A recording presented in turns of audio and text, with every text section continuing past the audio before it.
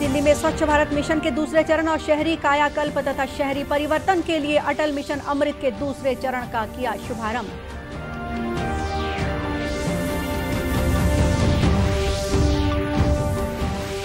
गांधी जयंती के अवसर पर कल से राज्य के गौठानों में गोबर से बिजली बनाने का काम होगा शुरू, मुख्यमंत्री ने दी जानकारी।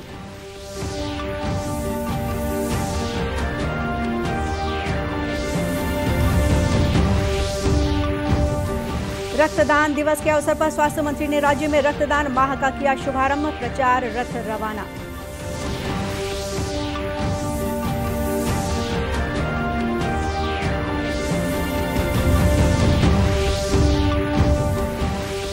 और प्रदेश में फोटो युक्त निर्वाचक नामावली के पुनरीक्षण के लिए मान्यता प्राप्त राजनीतिक दलों की राज्य स्तरीय बैठक आयोजित।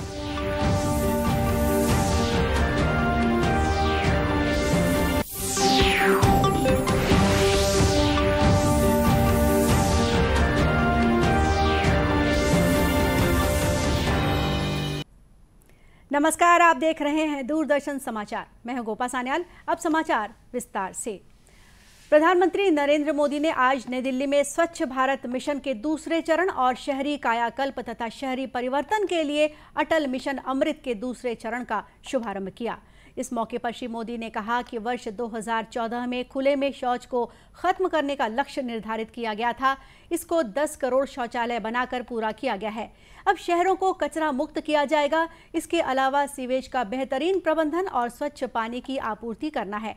उन्होंने कहा कि इस अभियान में सबसे बड़े सहयोगी वो लोग हैं जो बदबू सहन करते हुए कचरा साफ करते रहे हैं। कोरोना काल में भी इन्होंने अपना पूरा योगदान दिया है। उन्होंने यह भी कहा कि ये योजना बापू की सोच से प्रेरित है।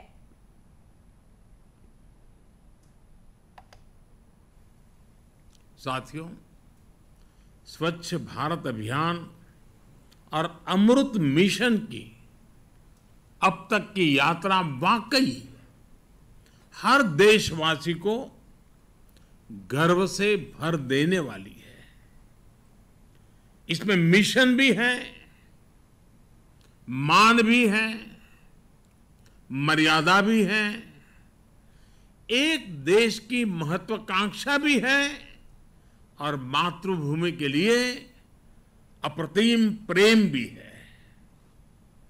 देश ने स्वच्छ भारत मिशन के माध्यम से जो हासिल किया है वो हमें आश्वस्त करता है कि हर भारतवासी अपने कर्तव्यों के लिए कितना संवेदनशील है, कितना सतर्क है। हम सफलता में और इस सफलता में भारत के हर नागरिक का योगदान है। उन्होंने कहा कि यह योजना सबका साथ सबका विकास और सबका प्रयास पर आधारित है। अब इससे हर उम्र के लोग जुड़े हुए हैं। अब हर जिले के लोग चाहते हैं कि उनका शहर स्वच्छता रैंकिंग में आगे हो। मुख्यमंत्री भूपेश बघेल ने कहा है कि उनकी सरकार राष्ट्रपिता महात्मा गांधी के दिखाए मार्ग पर चलते हुए महिलाओं और ग्रामीणों को स्वावलंबन की राह पर आगे बढ़ाने, लोगों को अधिकार देने और उन्हें रचनात्मक कार्यों से जोड़ने की दिशा में कार्य कर रही है। उन्होंने कहा कि कल से गांधी जयंती के अवसर पर छत्तीसगढ़ के गौठानों में गोबर से बिजली बनाने का काम शुरू होगा। मुख्यमंत्री ने रायपुर में आज के संदर्भ में गांधी जी की शांति की अवधारणा और संभावना विषय पर आयोजित संगोष्ठी को संबोधित करते हुए ये बात कही। मुख्यमंत्री ने कहा कि राज्य सरकार द्वारा ग्रामीण अर्थव्यवस्था को मजबूत करने के लिए सुराजी गांव योजना प्रारंभ की गई है। इस योजना के तहत बनाए गए गौठानों में महिला स्व सहायता समूह विभिन्न आर्थिक गतिविधियों से जुड़कर स्वावलंबन की ओर आगे बढ़ रही हैं। गोबर से वर्मी कंपोस्ट तैयार कर रही हैं। उन्होंने कहा कि आने वाले समय में गौठान समितियों का भी अब अपना पावर प्लांट होगा। हर गौठान में 1 एकड़ भूमि में रूरल इंडस्ट्रियल पार्क विकसित किया जाएगा, जहां स्व सहायता समूह छोटे छोटे कुटीर उद्योगों के माध्यम से साबुन, चप्पल जैसी वस्तुओं का उत्पादन कर स्वावलंबी बनेंगे। उन्होंने कहा कि गौठानों में नीम, करंज, चरौटा, तिलहन फसलों के तेल पेराई का काम भी शुरू होगा। उन्होंने कहा कि राज्य सरकार द्वारा तेल घानी बोर्ड का गठन किया गया है। इसके माध्यम से गौठानों में भी तेल निकालने के लिए जरूरी व्यवस्थाएं की जाएंगी।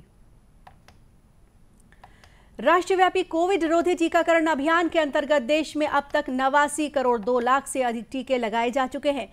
केंद्रीय स्वास्थ्य और परिवार कल्याण मंत्रालय ने बताया है कि कल 64,40,000 से अधिक टीके लगाए गए।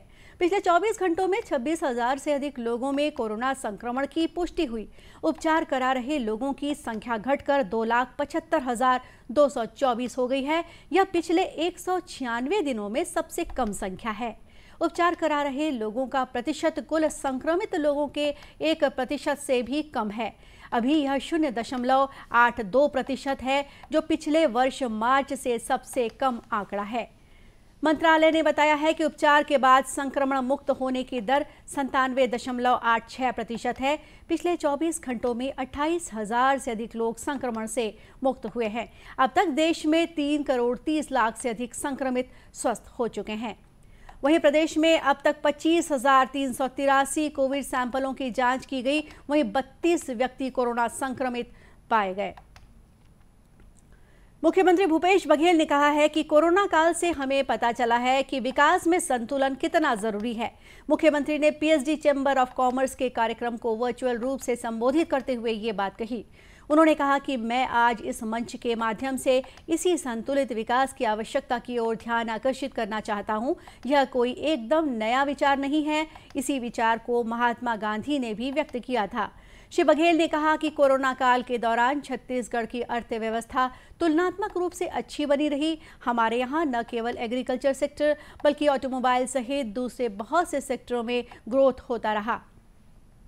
बेरोजगारी दर लगातार नियंत्रित रही। इस समय भी छत्तीसगढ़ में बेरोजगारी दर केवल 3.8% है। यह राष्ट्रीय औसत 7.6% से आधी है। हमने जीएसटी कलेक्शन में भी पूरे देश में लगातार अच्छा प्रदर्शन किया है। हमें ये उपलब्धि इसलिए भी मिली है क्योंकि हमने ग्रामीण अर्थव्यवस्था को मजबूत बनाने का काम कोरोना संकट शुरू होने से बहुत पहले शुरू कर दिया था।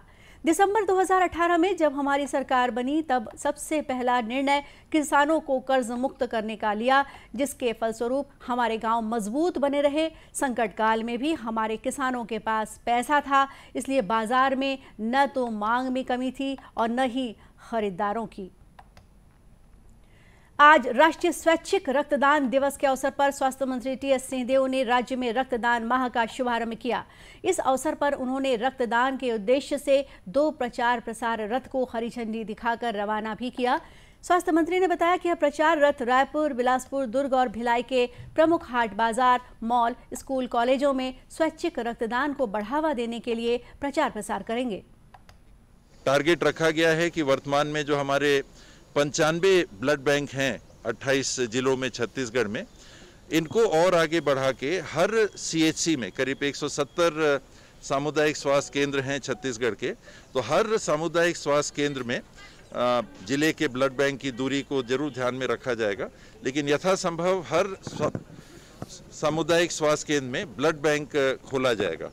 और इस व्यवस्था को आगे ले जाने के लिए आज जो पहल प्रारंभ हुई है, ये रथ फिलहाल 3 जिलों में जाके उनके सार्वजनिक स्थलों में, कॉलेजेस में, बाजारों में, ऐसे सार्वजनिक स्थलों में जाके लोगों से सहयोग मांगेगा।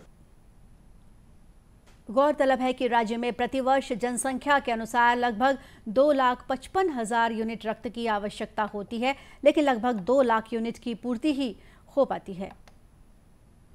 प्रदेश में फोटोयुक्त निर्वाचक नामावली के पुनरीक्षण के लिए मान्यता प्राप्त राजनीतिक दलों की राज्य स्तरीय बैठक राज्य निर्वाचन पदाधिकारी कार्यालय रायपुर में आयोजित हुई। मुख्य निर्वाचन पदाधिकारी रीना बाबा साहेब कंगाले ने बताया कि वर्तमान में प्रदेश में कुल 11 संसदीय और 90 विधानसभा निर्वाचन क्षेत्र हैं। यहाँ 5 राज्यसभा सीट है। मुख्य निर्वाचन पदाधिकारी ने बताया कि फोटोयुक्त निर्वाचक नामावली का विशेष संक्षिप्त पुनरीक्षण 2022 के प्रारंभिक प्रकाशन के समय कुल मतदाताओं की संख्या 1,93,51,060 है। उन्होंने बताया कि पुनरीक्षण कार्य के तहत मतदान केंद्रों के युक्तियुक्तकरण की कार्यवाही नियत समय सीमा पे कराया जाना है।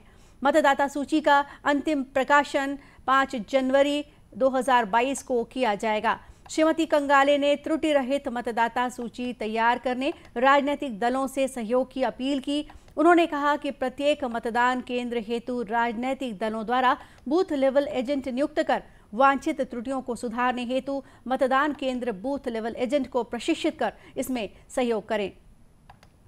उन्होंने बताया कि मतदाता सूची में नाम जोड़ने और हटाने तथा संशोधन का कार्य भारत निर्वाचन आयोग के software mobile app voter helpline mobile app के माध्यम से भी किया जा रहा है। इसके अलावा गरुड़ ऐप में BLO के माध्यम से नाम जोड़ने, विलोपित करने और संशोधन का कार्य किया जाएगा। रायपुर के बरोंडा में राष्ट्रीय जैविक प्रतिबल अनुसंधान संस्थान ने अपना काम शुरू कर दिया है। संस्थान के निदेशक PK घोष ने दूरदर्शन समाचार से बातचीत करते हुए बताया कि उनका संस्थान किसानों की आय को दोगुना करने की योजनाओं में महत्वपूर्ण भूमिका निभा रहा है। उन्होंने कहा कि खेती के साथ साथ उन्नत तरीके से पशुपालन करने से आसानी से अच्छा लाभ लिया जा सकता है। हमें अगर डबलिंग फार्मर्स इनकम करना है, किसान का आय दोगुना करना है, तो एनिमल हस्बेंड्री कंपोनेंट जरूर डालना है, जिसमें हम गोटरी, पिगारी, डाकरी ये सब हम इसमें डाले हैं। और इसका हम स्टेट गवर्नमेंट का साथ लिंक करके वैक्सीनेशन भी दिलाते हैं। हमारा वैक्सीनेशन प्रोग्राम भी हमारा जारी है। हम पोल्ट्री फीड भी इनको देते हैं, जो इनको जानकारी देते हैं। हमें देसी माध्यम से एजोला बना के कैसे पोल्ट्री फीड हो जाएगा, एजोला का हम कल्टीवेशन सिखाया है इनको, जो वो कैसे आपका गोटरी और पोल्ट्री फीड होगा। तो हमें इनको ऑर्गेनिक फार्मिंग का भी हम इनका प्रशिक्षण दिया, बी कीपिंग का प्रशिक्षण दिया। तो ये आत्मनिर्भर किसान आत्मनिर्भर बने, इनका इनकम दोगुना हो। वहीं संयुक्त निदेशक अनिल दीक्षित ने कहा कि संस्थान का मुख्य उद्देश्य पौध संरक्षण है। उन्होंने कहा कि संस्थान सिर्फ अनुसंधान के क्षेत्र में ही कार्य नहीं कर रहा है, बल्कि शिक्षण प्रशिक्षण के क्षेत्र में भी कार्य कर रहा है।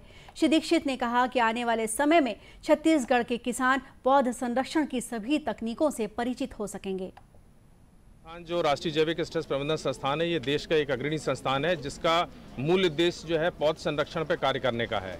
और यह संस्थान केवल अनुसंधान के लिए ही नहीं है, शैक्षणिक क्षेत्र में भी जो PG कोर्स हमारे संस्थान के द्वारा शुरू किया गया है और ये पिछले साल ही शुरू किया गया है, निश्चित रूप से छत्तीसगढ़ के छात्र छात्राएं इसमें लाभान्वित होंगे।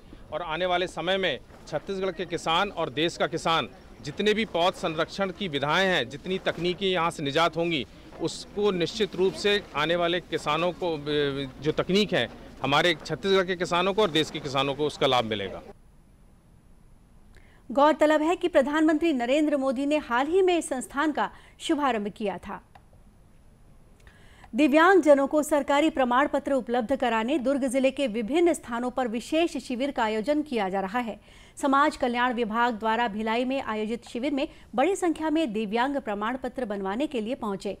शिविर में दिव्यांगजन अधिकार अधिनियम 2016 के तहत मूक बधिर, दृष्टिबाधित, अस्थिबाधित, तेजाब से हमला, गंभीर मानसिक बीमारी, मानसिक दिव्यांग, श्रवण बाधित, हीमोफीलिया जैसे 21 प्रकार की दिव्यांगता के लिए प्रमाण पत्र बनाए गए। साथ ही प्रमाण पत्रों का नवीनीकरण भी किया गया। भिलाई के सुपेला स्थित लाल बहादुर शास्त्री अस्पताल में आयोजित शिविर में नगर निगम कमिश्नर प्रकाश सर्वे पहुंचे और दिव्यांगों से चर्चा की। इस दौरान उन्होंने बताया कि नगर निगम दिव्यांगों के प्रमाण पत्र बनवाने और उनको सुविधाएं देने हर संभव मदद कर रहा है। समाज कल्याण और स्वास्थ्य विभाग की तरफ से दिव्यांगों के लिए विशेष शिविर आयोजित किया गया है। इसमें उनको दिव्यांग सर्टिफिकेट जिनका रिन्यूअल कराना उनको रिन्यूअल हो रहा है, उनको नया सर्टिफिकेट बनाना, उनको नया सर्टिफिकेट के लिए एप्लीकेशन लेना है, तो उसको ऑनलाइन जनरेट करके उनको सर्टिफिकेट भी इशू किया जाएगा। भिलाई निगम में जो भी इनके आवश्यक व्यवस्था जो भी है, पानी के लिए, चाय के लिए और जो बैठक व्यवस्था है, उनके लिए आने जाने की दिक्कत न हो दिव्यांगों को, वो विशेष रूप से ध्यान रखा करें। हमारे निगम के कर्मी भी लगे हुए व्यवस्था पे, समाज कल्याण के साथ स्वास्थ्य विभाग की टीम भी लगी हुई है। शिविर में दिव्यांगजनों के आवेदनों के परीक्षण के बाद प्रमाण पत्र जारी किए गए। और इसी के साथ ये समाचार बुलेटिन यहीं समाप्त हुआ। नमस्कार।